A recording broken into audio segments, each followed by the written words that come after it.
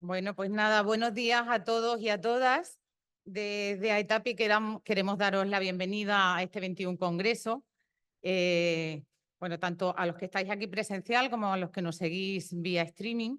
Y nada, pues esperamos que disfrutéis muchísimo, tanto de las ponencias, las comunicaciones. Este año tenemos también prácticas inspiradoras, pero sobre todo que disfrutéis de algo que es clave en los congresos de AETAPI, que es la parte social, ¿no? De vernos, saludarnos, de ver a los colegas, de crear también nuevos puentes y nuevas vías de conexión con otros profesionales que seguramente conoceremos en el Congreso y que eso también es muy, muy importante para ETAPI, ¿no? Como sabéis y ya hemos visto, el lema es los derechos, nuestro compromiso, ¿no? Y entonces, bueno, pues la ponencia inaugural va a venir centrada un poco en este tema.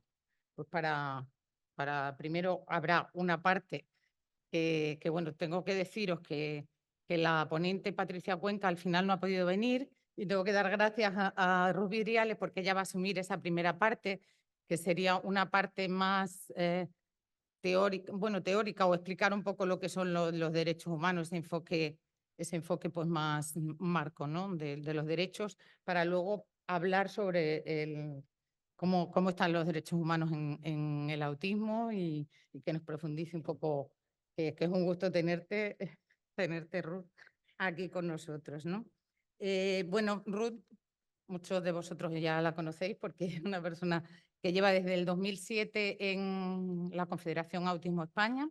Es responsable del tema de investigación y, bueno, pues ha tratado pues, sobre muchos ámbitos y muchas investigaciones que se llevan a cabo dentro de la Confederación. Es psicóloga clínica y también de la salud aplicada a lo que es las discapacidades en el desarrollo y sobre todo en el trastorno del espectro del autismo. También Ruth pues trabaja como docente en estudios reglados, no reglados y sobre todo que fomenten un poco la calidad de vida de las personas con autismo y sus familias, ¿no? También en su trayectoria profesional pues ha participado en la elaboración de diferentes políticas públicas claves para las personas con discapacidad, como la actualización del procedimiento para el reconocimiento, declaración y calificación del grado de discapacidad aprobado en 2022, o el diseño de la Estrategia Española del Trastorno del Espectro del Autismo que se aprobó en 2015. Y luego es socia de ETAPI desde 2009 y bueno, pues tengo el placer también de compartir con ella pues en la junta directiva, ¿no? Y es una ponente de lujo que es un placer tenerte aquí, Ruth, y nada, pues cuando quieras puedes comenzar. Solamente una cosa a nivel organizativo, si quieres. ¿Veis ahí que hay un código QR? Pues las preguntas se van a ir haciendo, pues con el móvil leéis el código y vais haciendo las preguntas y nos llegan aquí ya directamente, ¿vale? Y, y bueno, pues espero que disfrutéis de la ponencia. Bueno, pues buenos días, muchísimas gracias por estar aquí acompañándonos. Muchísimas gracias porque sabemos que en algunos casos ha supuesto un esfuerzo enorme de traslado con todos estos imprevistos climatológicos de última hora. Y bueno, pues también a todas las personas que están conectadas online que no han podido venir, pues les mandamos también un abrazo. Nos hubiera gustado que hubieran podido estar por aquí, pero bueno, también es una manera de estar conectados. Bueno, como comentaba Pilar, esta primera parte la vamos a centrar en el enfoque de derechos humanos, ¿no? Yo voy a intentar, durante este rato, em, contextualizar por qué AETAPI ha elegido los derechos como el lema, ¿no?, de los derechos, nuestro compromiso, y también por qué empezamos el Congreso marcándolo en una ponencia sobre derechos humanos y políticas públicas, ¿no?, que a lo mejor es un poco diferente a lo que hemos venido haciendo durante, bueno, pues un montón de años y que, sin embargo, bueno, pues pensamos que es el marco que nos puede ayudar a darle un sentido a los otros 3 días que vamos a estar compartiendo aquí. Yo voy a comentaros brevemente bueno, lo que tenéis ahora en pantalla, ¿no? Los derechos humanos hay que entenderlos en el contexto social en el que nos desenvolvemos y los derechos humanos tienen una historia, ¿no? Y venimos de esa historia. Voy a hacer un recorrido muy breve, tanto por determinados eventos que son muy relevantes a la hora de entender la evolución y el contexto actual, a nivel de derechos humanos y a nivel de autismo también. Luego, ¿qué sabemos, ¿no? Y cómo están o no están alineados los derechos humanos con las políticas públicas de autismo. A veces, cuando oímos políticas públicas, se nos viene a la cabeza cosas como la mesa institucional que tiene que inaugurar un congreso, ¿no? Pero las políticas públicas van mucho más allá de las personas que están al frente de las mesas institucionales, ¿no? Y aunque a veces parezca que están un poco lejos de la realidad profesional, sí creo que es importante que le veamos el sentido a que bueno, pues nuestro trabajo como profesionales se enmarca en unos sistemas y con nuestro trabajo como profesionales y nuestro rol como profesionales podemos contribuir al avance de determinadas cosas o no. Entonces creo que sí que es importante que tengamos bueno, pues al menos una visión del sentido que tiene, ¿no? El trabajo del profesional del autismo, del profesional de ETAPI, enmarcado dentro del contexto de las políticas públicas. Luego, bueno, pues hay algunas políticas públicas que se han desarrollado en los últimos años en relación al autismo, ¿no? Algunas de ellas, bueno, las conocéis, la estrategia que comentaba Pilar, el plan de acción de la estrategia, el primer plan de acción que se aprobó el año pasado. Vamos a hacer un balance de lo que ha sido su desarrollo durante los casi 10 años que lleva aprobada la estrategia y el plan de acción y ver en qué ámbitos se está acertando, en qué ámbitos hay que mejorar y qué nos queda por hacer, ¿no? Y luego, pues eso lo vamos a llevar a nuestro, o voy a intentar llevarlo a nuestro papel como profesionales del autismo. Como comentaba al principio, Cádiz no, o sea, ETAPI no es la primera vez que viene a Cádiz. Cádiz vino a ETAPI ya hace 36 años, en el año 88.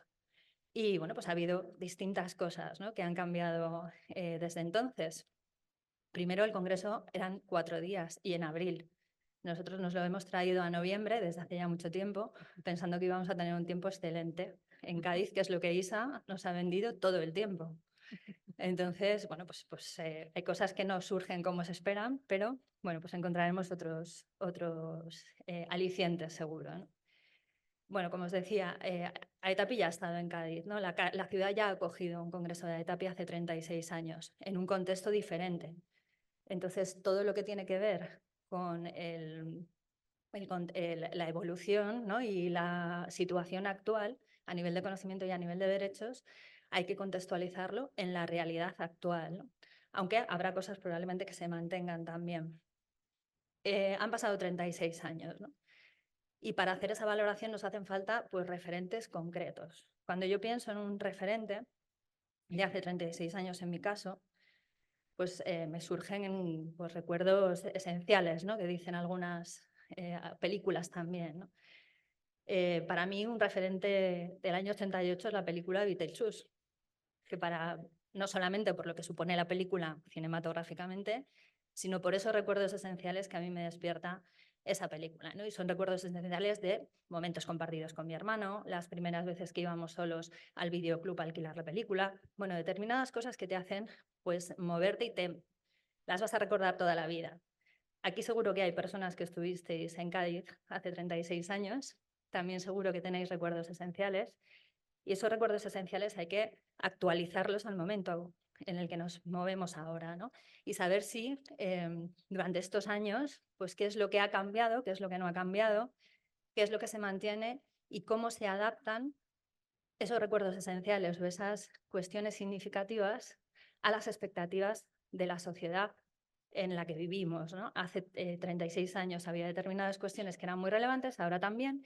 Bueno, ¿cómo ha mejorado todo eso? Yo todavía no he visto Beetlejuice 2024, la veré antes de que acabe el año, espero, y espero que no cambie esos recuerdos esenciales, ¿no?, que las expectativas se actualicen al contexto en el que estamos ahora, pero no se defrauden. En el caso de la causa que nos mueve, ¿no?, en el caso de el autismo ha habido muchas cosas que han cambiado en 36 años. Ha cambiado el conocimiento sobre el autismo. Ha cambiado muchísimo en 36 años. Ha cambiado el conocimiento que tenemos sobre el conocimiento y la visión, ¿no? Teníamos información de que el autismo hace 36 años se consideraba pues, una condición poco frecuente. Ahora mismo la prevalencia consensuada a nivel internacional está en el 1%. Hace 36 años era mucho menor, ¿no? Teníamos una visión del autismo muy centrado en personas con muchas necesidades de apoyo, ¿no? En el boletín inicial venía definido, ¿no? El trastorno profundo. Tenemos una visión dimensional. Sabemos que la heterogeneidad es lo que caracteriza el autismo a día de hoy. Sabemos que además antes, en el año 36, la uniformidad era lo que caracterizaba la concepción, ¿no?, del autismo. Se parecían mucho todas las personas. Ahora mismo eso es impensable. Sabemos la gran heterogeneidad que existe y además sabemos, y cada vez es más fuerte, el movimiento que empuja hacia los movimientos de la neurodiversidad, ¿no?, a reconocer la diversidad en el funcionamiento cognitivo.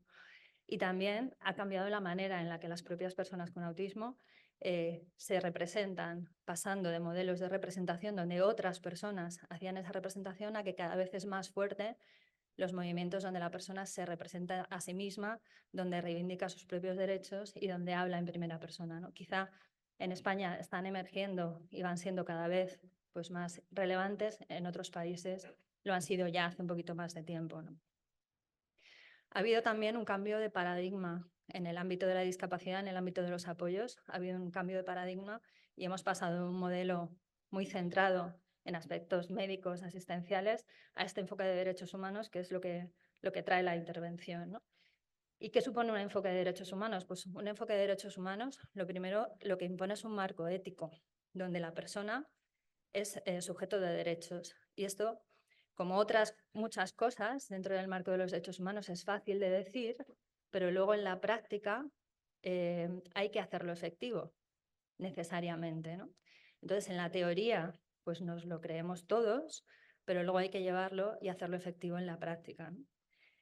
El enfoque de derechos humanos requiere un marco normativo. Hay un marco normativo internacional que parece a veces que está muy lejos, pero que afecta directamente a las decisiones políticas que se toman en el país y a las decisiones de regulación que se toman en el país, en este caso, en nuestro contexto. Y que además hace que haya determinadas normas de un rango que se tienen que aterrizar a normas de rango inferior y luego llevarlas a las políticas públicas que las desarrollan. Entonces, no es tampoco algo ajeno a la cotidianeidad, aunque nos pueda parecer pues, algo muy lejos, ¿no?, de nuestra realidad. Requiere también una metodología. El enfoque de derechos humanos requiere una metodología de evaluación basada en información, en datos, en contraste, y requiere también que nos vayamos capacitando para poder transformar los sistemas y mejorar y avanzar hacia ese enfoque metodológico. Y luego el enfoque de derechos humanos justifica una obligación. Hay una obligación de garantizar derechos, una obligación de proteger derechos y una obligación de defender los derechos. El mayor estándar de protección ahora mismo en el ámbito de las personas con discapacidad, lo ha comentado Rocío al principio, es la Convención Internacional de los Derechos de las Personas con Discapacidad, que se aprueba en el año 2006 y se ratifica por España en el año 2008. La convención es una convención para todas las personas con discapacidad, que esto también parece una obviedad, pero aterrizado en la práctica no lo es tanto. Todas las personas, con independencia de sus necesidades de apoyo, con independencia de otras condiciones concurrentes que puedan presentar, de su lugar de residencia, de su contexto, son personas que son sujetos de derechos, todas las personas. Además, lo que hace la Convención es que adapta los derechos universales, los derechos generales, al contexto de las personas con discapacidad. Los aterriza en las situaciones de especial vulnerabilidad que experimentan las personas con discapacidad. La Convención es vinculante. Eso quiere decir que obliga a nuestro ordenamiento jurídico a transformarse. Necesariamente el país está haciendo cambios en nuestro ordenamiento jurídico para poder adaptarse a la Convención. Y hay comités de seguimiento que evalúan en qué medida España va o no va en el camino de adaptar sus mandatos y cumplir con los mandatos de la Convención. Los examinan periódicamente. Es un instrumento de interpretación de derechos y además es invocable ante organismos jurídicos y administrativos. Y esto es muy importante porque cualquier persona a nivel particular tiene el derecho de poder invocar la Convención para aplicarla en su propia situación. Los principios de la Convención pues, son los que tenéis aquí. la dignidad inherente de todas las personas, la autonomía para tomar decisiones, la libertad para tomar decisiones, la participación, la inclusión en la comunidad, la igualdad, la no discriminación, la diversidad, el género, la infancia, la especial protección a la infancia y la accesibilidad. Aunque parezca también una obviedad y aunque parezca algo que nos queda muy lejos, Rocío comentaba algunos ejemplos concretos al principio de la intervención. La Convención ha generado desde el año 2008 una infinidad de cambios normativos en la realidad de las personas. Ha modificado más de 800 leyes en distintos campos, y ha generado reglamentación específica relacionada con las personas con discapacidad que hace pues esos 8 años, 9 años, estos 15 años, no existía en el contexto español, ¿no? Dentro de ese marco de regulaciones, algunas las ha comentado Rocío, pues, la parte de la reforma de la Ley General de Derechos de las Personas con Discapacidad, algunos son muy, muy importantes, ¿no? Y en ese mismo marco es donde se han ido generando las políticas públicas más vinculadas al autismo, que no son leyes, pero bueno, las he metido aquí porque me quedaban bien en el esquema y para que las tengáis identificadas en el contexto donde se han producido, que son la estrategia española en trastorno del espectro del autismo y su primer plan de acción, que bueno, pues nos ha costado un poquito, pero bueno, se aprobaron respectivamente en el año 2015 y en el año 2023. En el camino ha habido otras muchas aprobaciones legislativas que son muy relevantes, que le están cambiando la vida a muchísima gente. Para mí, mi favorita, obviamente, es la reforma de la Ley Civil y Procesal, que ha modificado totalmente el sistema de lo que antes era el sistema de incapacitación y que ahora está obligando al sistema judicial español a proponer un sistema de apoyos a la toma de decisiones para que cualquier persona tenga apoyos para tomar decisiones sobre su vida. Es fácil decirlo, muy difícil hacerlo, porque requiere cambiar mentalidades, pero no sé si en algún momento habéis tenido que pasar por algún proceso administrativo en un juzgado. Es una pesadilla. Pues imaginaros todo lo que conlleva que modifiquen la capacidad de una persona para tomar decisiones cuando hasta ahora, bueno, primero ponte delante de un juez y dile que una persona con muchas necesidades de apoyo tiene derecho a tomar sus propias decisiones y que lo que necesita es un sistema de apoyos. Eso para empezar. Luego conlleva cuestiones de índole práctica que nos afectan profesionalmente, ¿no? ¿Quiénes son las figuras que facilitan esos apoyos? ¿Qué cualificación profesional tienen que tener? ¿Quién tiene que acreditar esa formación, ese conocimiento? La ley está, pero hay que aterrizarla en la práctica. Y con las políticas públicas de autismo nos pasa un poco lo mismo, ¿no? Yo me voy a centrar solamente en estas dos. Una ley obliga, reconoce, exige derechos, pero la estrategia no implica una obligatoriedad y un plan de acción no implica una obligatoriedad. Y eso también es importante conocerlo y saber para ajustar entre todos las expectativas de lo que se puede y no se puede hacer y lo que podemos pedir y dónde hay que pedirlo, sobre todo.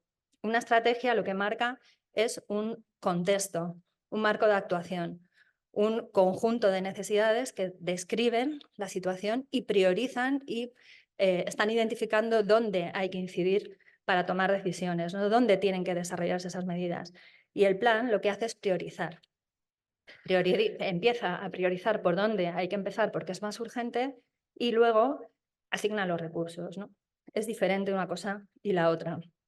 En 2015 tuvimos nuestra estrategia lista, una estrategia que, bueno, la podéis consultar, está todo en la página del Ministerio, está de acceso, el texto completo está en la página web del Ministerio de Derechos Sociales y Agenda 2030, que es el ministerio que la impulsó en su momento. Y bueno, pues la estrategia está, identifica 15 líneas de acción, 4 son transversales, las tenéis aquí, y las otras son específicas y marcan ámbitos concretos de necesidad. Describen cuál es la situación en relación a la detección, a la atención temprana, etcétera, etcétera, en esos ámbitos de actuación y luego marcan unas líneas prioritarias. Entonces, en el año 2015 teníamos nuestra estrategia lista, pero es que faltaba todo lo demás, porque la estrategia no te dice por dónde tienes que empezar, ¿no? Ya os lo decía, tampoco asigna recursos.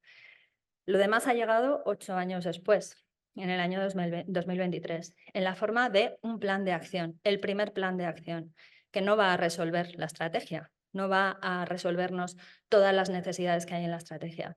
Lo que hace es marcar el camino de por dónde se empieza y empezar a asignar recursos concretos para que desde las políticas públicas se pueda avanzar en su desarrollo. El primer plan de acción también lo tenéis en la página web. Una de las iniciativas que se ha generado en el marco de la estrategia, promovida también por el Ministerio de Derechos Sociales, es generar un centro de referencia en autismo, el Centro Español en Trastorno del Espectro del Autismo, que es el órgano del Ministerio, que está gestionado, en este caso, por organizaciones del tercer sector, por la Confederación Autismo España, el órgano creado por el propio Ministerio para impulsar el desarrollo de la estrategia y promover determinadas actuaciones relacionadas con su implementación práctica, ¿no? El primer plan de acción, como os digo, se publica en el año 2023, también es de acceso público y también es de acceso público la distribución de recursos que hacen para esas líneas, ¿no?, de actuación en función de las prioridades. Y aquí podemos estar de acuerdo o no en el reparto de los recursos, pero también hay que tener en cuenta que este plan de acción se desarrolla o se debe desarrollar con la colaboración necesaria, diría con la complicidad necesaria de un montón de agentes, empezando por los propios territorios, las propias comunidades autónomas. Entonces está muy bien saber que en el caso de la Comunidad Autónoma de Andalucía y de Cádiz en concreto, pues van a impulsar un montón las medidas dirigidas a todas las cuestiones que han comentado en la mesa inaugural, ¿no? Eso también incide, ¿no?, en el reparto de recursos, en cómo se distribuyen, dónde llegan los recursos y qué papel y qué intermediación hace cada agente en lo que le toca desarrollar, porque las competencias están transferidas para muchas cosas, ¿no? Entonces es imprescindible que para desarrollar un plan de acción como este haya una colaboración necesaria y muy estrecha con los territorios, con las comunidades autónomas.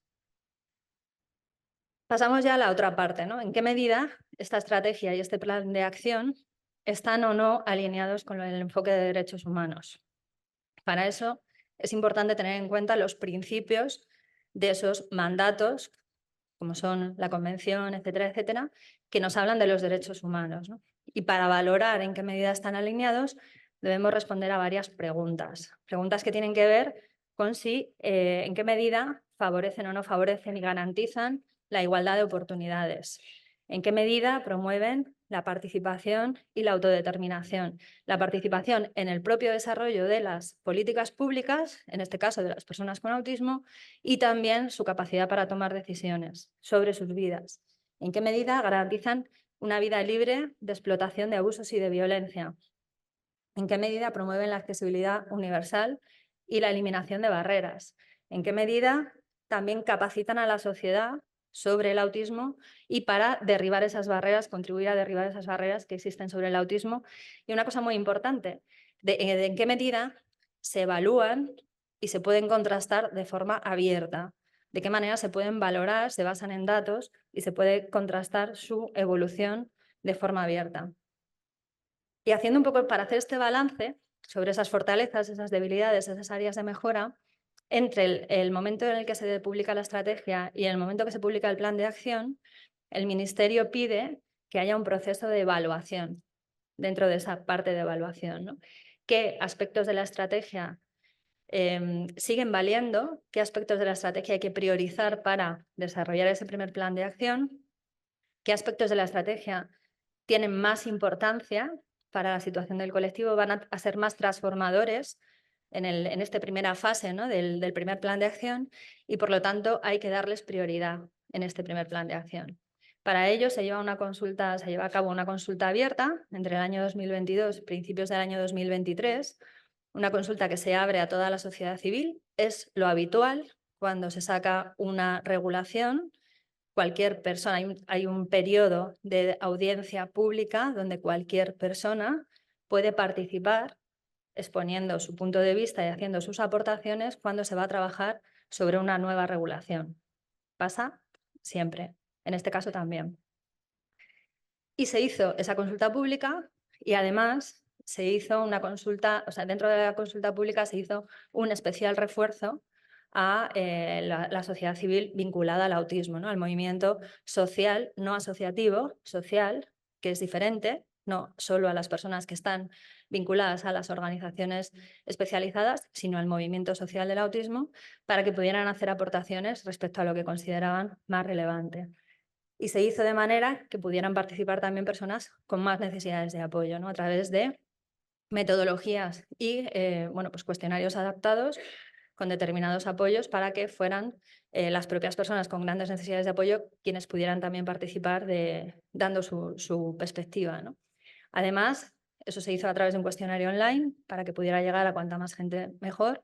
Y luego se generaron distintos espacios de discusión, grupos focales concretos, donde participaron profesionales especialistas de ámbitos muy relevantes y profesionales con muchísima trayectoria y mucho reconocimiento dentro del contexto español, del ámbito de la educación, del ámbito de la salud mental, del contexto investigador. Otro grupo de personas autistas que también participaron en esta evaluación y luego un grupo de las otras organizaciones del contexto de los movimientos asociativos de la discapacidad, que aunque no son organizaciones de autismo, están estrechamente vinculadas primero con las políticas públicas y también le facilitan apoyos a algunas personas con autismo y por lo tanto son arte y parte, ¿no?, en el desarrollo de esta estrategia, como son Salud Mental España, Asperger España, Plena Inclusión y la asociación ASPACE. Participaron también de un grupo focal donde, bueno, pues hicieron sus propuestas, sus aportaciones a las prioridades que debía recoger el plan de acción. Y después, como no puede ser de otra manera, todas estas propuestas hay que contrastarlas con quien las tiene que implementar, que son los organismos de la administración pública. Entonces también se hizo una jornada específica donde aquí sí estaban las organizaciones del tercer sector del autismo y determinados organismos críticos de la administración pública, pues el Servicio Público de Empleo, el IMSERSO, etc. Bueno, y también el Comité Español de Representantes de Personas con Discapacidad, que es el órgano, uno de los órganos, que es el interlocutor directo y el órgano evaluador sobre la implementación de la Convención en España. Entonces, bueno, pues todo esto dio lugar a una serie de observaciones, ¿no? De todo esto, de esta evaluación, las conclusiones es que todas las líneas eran importantes de la estrategia, no se decidió eliminar ninguna, todas se consideraban importantes, aunque cada grupo, bueno, pues tenía sus propios sesgos derivados de su propia naturaleza, ¿no? Pero todos identificaban prioridades comunes.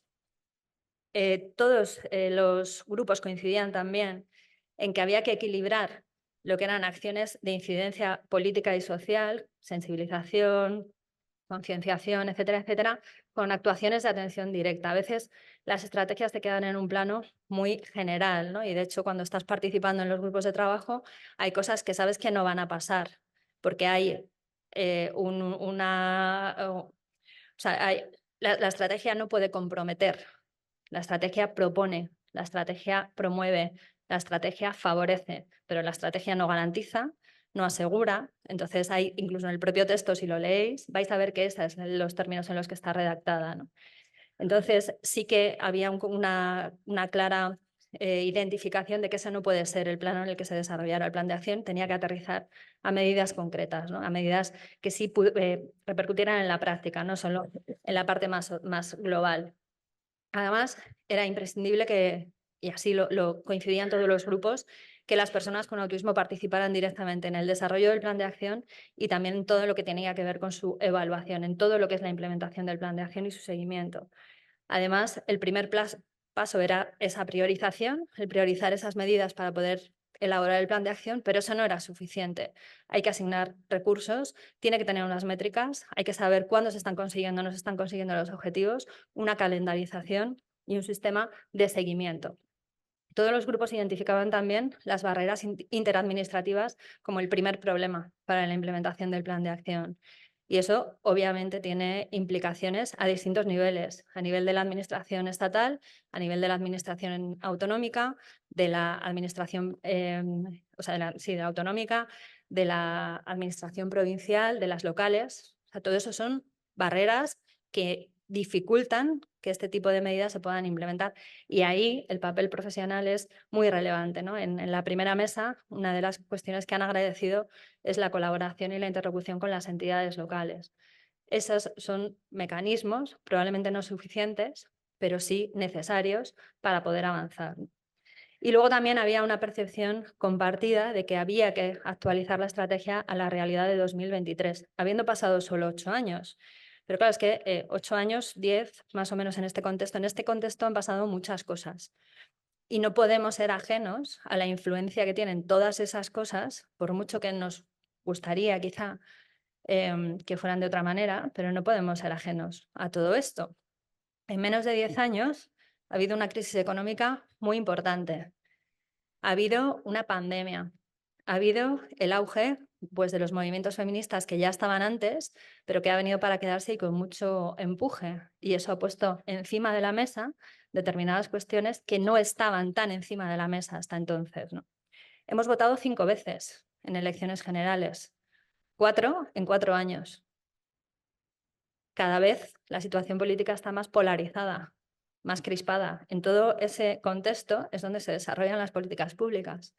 Y ahora, pues bueno, pues ya veis también, ¿no? En el contexto en el que estamos, donde hemos tenido unas elecciones generales hace 4 días y un gobierno pues, que tiene dificultades para sacar cuestiones adelante pues, por cuestiones de consenso. Ese es el contexto de los últimos 10 años. En este contexto, sí es necesario hacer una reflexión sobre qué tipo de cosas tienen que avanzar para que las políticas públicas de autismo estén más alineadas con el enfoque de derechos humanos. Y salían cuestiones como las que veis ahí, ¿no? Una mayor profundización en todo lo que tiene que ver con los procesos de desinstitucionalización, con la promoción de la vida independiente, que no estaban suficientemente bien aterrizados quizá en la estrategia. El enfoque de género, que tampoco estaba suficientemente bien aterrizado en la estrategia. Todo lo que tiene que ver con la diversidad afectivo-sexual, todo lo que tiene que ver con la protección de la infancia frente a abusos, frente a violencia, etc. Todo lo que tiene que ver con la atención tardía a personas adultas que a veces no tienen el diagnóstico, lo tienen muy tarde, y también con fenómenos que no tenemos normalmente en la cabeza hasta que no te pasan, y ahí las familias sí tienen una conciencia mucho mayor de estas situaciones, que son las situaciones de desarraigo y que tienen que ver con que puedes elegir entre susto o muerte.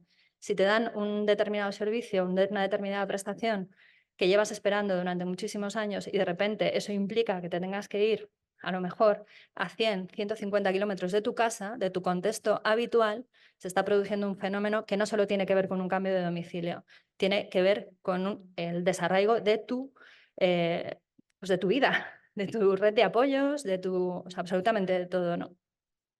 Todas estas cosas no están suficientemente bien recogidas, ¿no?, en la estrategia.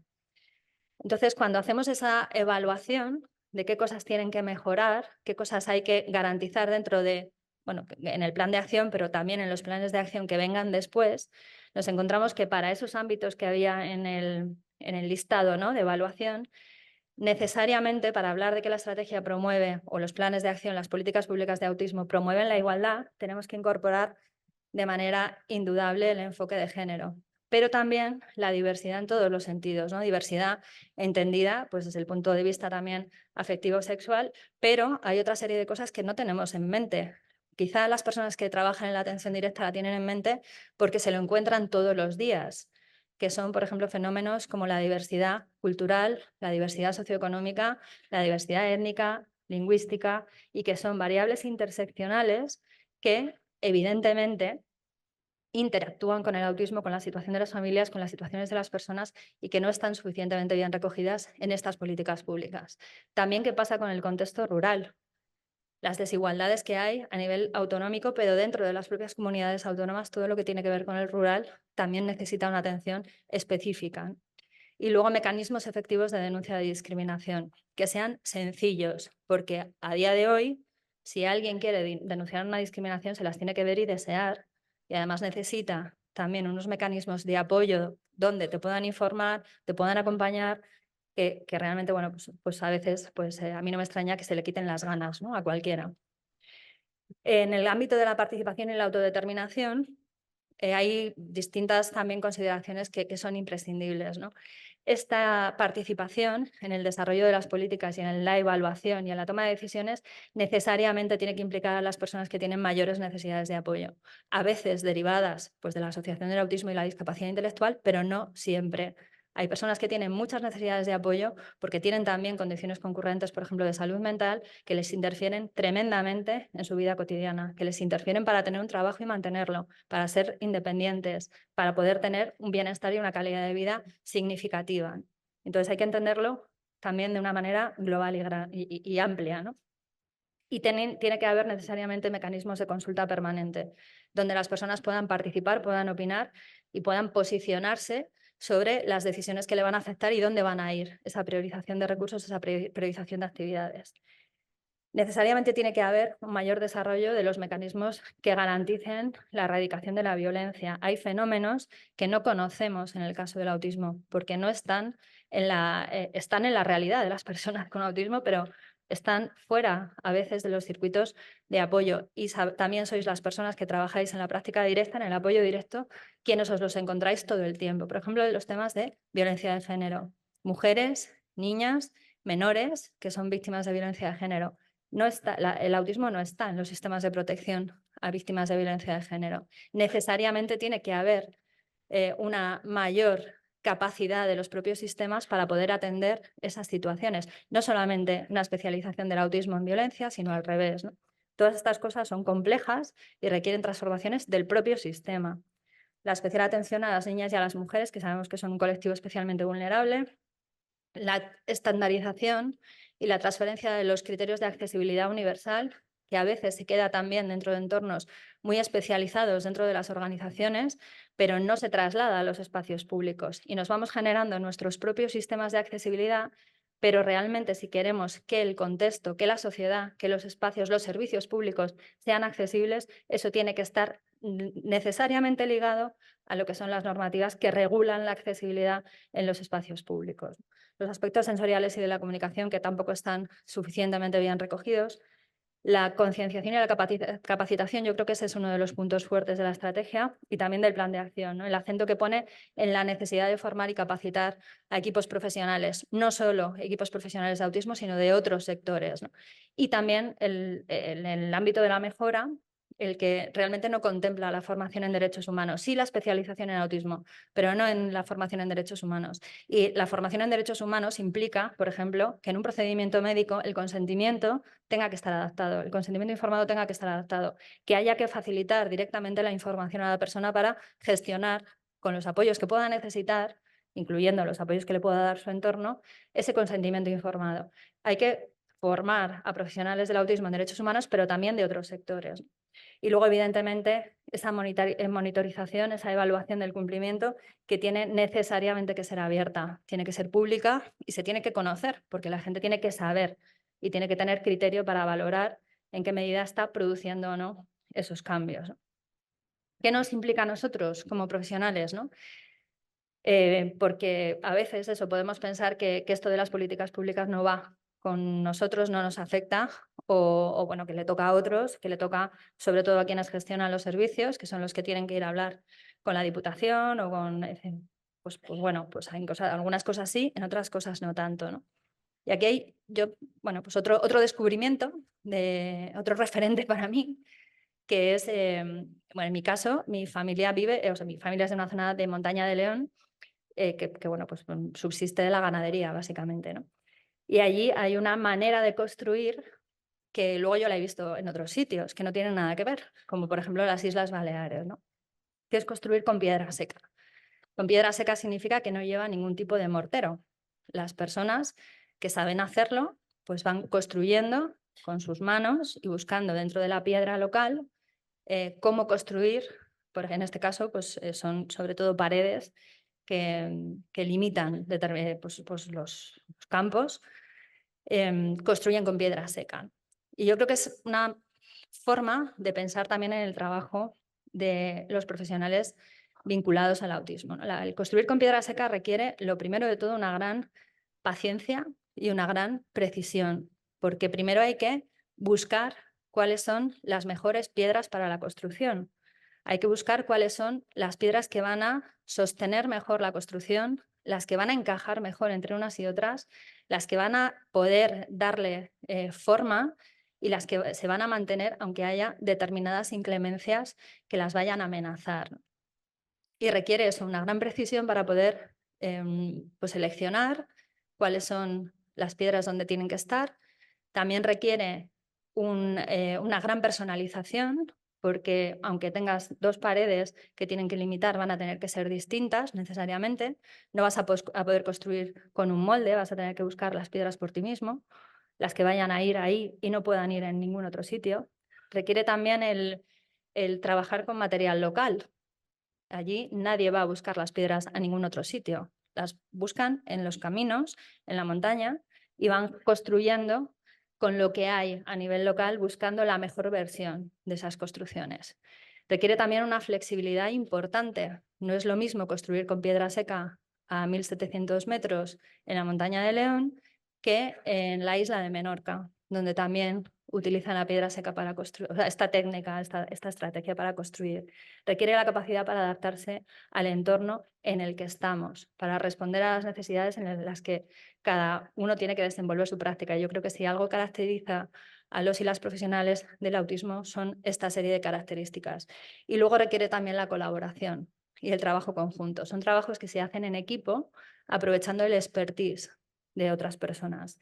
Quienes más saben son quienes más contribuyen a determinadas cosas. Alguien sabe más de seleccionar la piedra, alguien sabe más de colocarla, alguien sabe más de cómo te queda más bonita, qué piedras combinan mejor con otras, y se construye una maravilla colaborativa, ¿no? En este caso yo creo que tenemos que poner en valor, y dentro de esta primera intervención, creo que tenemos que poner en valor el trabajo de los y las profesionales que estamos vinculados al autismo. Y creo que esa es una de las aportaciones que hacen las políticas públicas al trabajo profesional, ¿no? Las políticas públicas reconocen todas estas cualidades y esta serie de características que caracterizan construir con piedra seca.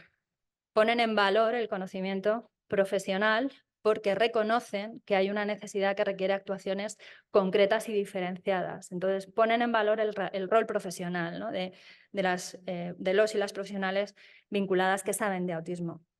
Dignifican el trabajo, también conllevan necesariamente a veces modificaciones normativas sobre roles profesionales, cualificaciones profesionales. Quienes estáis en la gestión de servicios lo sabéis, modificaciones de convenio que modifican las condiciones profesionales. También requieren y ponen en valor la capacitación continua. Yo, como os decía, si hay una fortaleza tanto de la estrategia como del plan, creo que tiene que ver con esa insistencia en la formación y en la capacitación de los sectores profesionales. Hacen que el rol profesional sea un agente de transformación, porque al final, bueno, pues se avanza hacia a ese cambio social y a ese cambio en las mentalidades, pero también en las prácticas, y proporcionan un marco para la reflexión ética. Además, son una herramienta para mejorar la práctica, primero porque necesariamente te comparan con otros. Las políticas públicas muchas veces, no digo que siempre, pero muchas veces, en algunos casos se buscan referentes internacionales. Y luego para implementarlas en la práctica se buscan referentes también de otras prácticas que hayan sido buenos modelos. Y de eso yo creo que también sabemos de lo que hablamos. En el caso del autismo, sabemos de lo que hablamos en la comunidad de AETAPI, que es bueno, pues lo que comentaba Rocío al principio también, ¿no? Se valoran las soluciones innovadoras, se valoran las buenas prácticas y se transfieren, se sistematizan y se transfieren. Además, necesariamente promueven la coordinación intersectorial y la coordinación interprofesional. No digo que se consiga, pero sí que orientan hacia esos modelos de configuración de los sistemas y que obviamente, bueno, pues lo primero es orientar y luego ya que eso se aterriza en la práctica, ¿no? Pero todo esto son valores que al final, donde los profesionales y las profesionales tenemos bastante que decir, ¿no? Y luego, evidentemente, tienen ese alineamiento con los derechos humanos que sirve como referente para nuestra práctica profesional. Un alineamiento que es común al resto de las normas internacionales, que creo que también hay que tenerlo en cuenta. O sea, hay una decisión global a nivel del mundo de que los derechos de las personas con discapacidad, los derechos de las personas con autismo son una cuestión que tiene que comprometer a la sociedad. Y esa decisión se traslada en una convención y esa convención se traslada en distintas actuaciones. Son un agente de empoderamiento, pero sobre todo son este enfoque de derechos humanos es una manera de comprometer y de responsabilizar a los profesionales, ¿no? En el caso del Congreso, yo creo que es evidente esta responsabilización, ¿no? Desde el momento en el que se hace de los derechos humanos el compromiso del Congreso para este año, pero no solo del Congreso. Los derechos humanos han sido un compromiso de AETAPI antes del primer Congreso en Cádiz y después del primer Congreso en Cádiz, y seguirán siendo un compromiso de la organización, ¿no? Y los temas que preocupaban en el año 88, yo solamente he cogido pantallazos específicos del boletín que me encontré en los archivos de AETAPI preparando la presentación, son una muestra, ¿no? Preocupaba entonces la comunicación, cómo promover la comunicación, cómo apoyar la comunicación, cómo facilitar la comunicación, cómo trabajar en los primeros años de vida, en los primeros momentos de vida de las personas, cómo apoyar a las familias, que son temas que nos siguen preocupando y nos siguen comprometiendo a día de hoy, ¿no? Por lo tanto, esa responsabilización como profesionales para mí es lo que le da sentido en AETAPI, en nuestra práctica profesional, al enfoque de derechos, ¿no? Que cada uno con nuestra práctica podemos contribuir a ese enfoque de derechos. Por lo tanto, pues sí, 36 años son bastantes años, hemos cambiado mucho desde hace 36 años, pero a lo mejor no tanto en algunas cosas, ¿no? Hay un cambio evidente, pues hay personas que nos gustaría que estuvieran que ya no están, personas bueno, pues que han sido muy relevantes a lo largo de la historia de AETAPI, pero que desafortunadamente pues ya nos faltan, pero sobre todo hay personas que han llegado también nuevas, personas que se mantienen. Y bueno, como decía Rocío también al principio, pasa como con Beetlejuice, ¿no? Yo no la he visto aún, espero verla, seguro que echaré de menos personajes, otros pues me gustarán también los nuevos que hayan llegado, pero la esencia de la película se mantendrá. Y en este caso, pues la esencia es obvio que se mantiene también. En nuestro caso, y Rocío lo decía y yo lo suscribo, en nuestro caso casi siempre cuando conoces a alguien en el Congreso de AETAPI le preguntas, ¿tú de qué congreso eres? Y es más o menos la forma en la que sabemos, ¿no? Y nos relacionamos. Yo espero que haya mucha gente que sea del Congreso de Cádiz 2024 y que dentro de unos años pues sigamos haciendo esas preguntas y mucha gente diga, yo de Cádiz de 2024. En cualquier caso, bueno, pues espero que este primer marco de aproximación sea suficiente para contextualizar por qué este es el lema de este año, por qué es un ámbito de preocupación y de compromiso para ETAPI. Espero que sea suficientemente motivador para que el resto de los días sean pues no solo divertidos, que nos divertimos, eso ya lo sabéis también, sino también bueno, pues retadores a nivel profesional y ilusionantes a nivel profesional. Y nada más, pues que tengáis todos un buen congreso, que tengamos todos un buen congreso y que disfrutemos mucho de estos días.